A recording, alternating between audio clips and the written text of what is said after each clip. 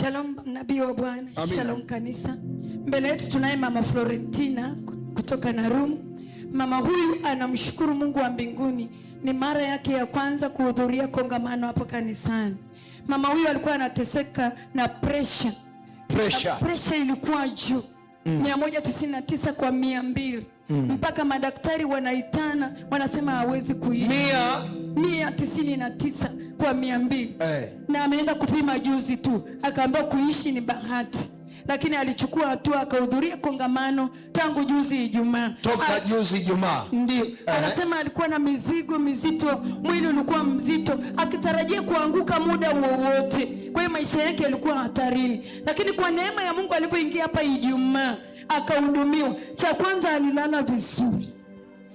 Anachomshangaa Mungu kwamba kuna usingizi. Akalala usingizi mzuri. Kwa miaka 2 hajawahi kulala. Kwa hiyo juzi akalala vizuri. Alipohudhuria tena jana, anakuambia amelala kama mtoto mdogo, hakutarajia katika historia ya maisha yake.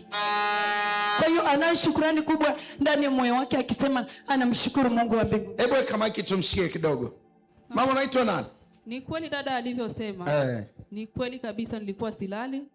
Alafu nikilala usiku. Ulikuwa ulali kwa muda gani? Kwa muda wa miaka kama 2 mitatu. Miaka kama 2 mitatu. Yaani ulali usiku, ulali mchana au inakuwa? Silali kabisa.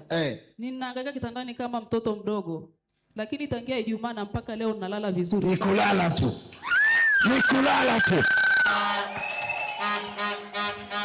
Bwana makofi ya kutosha.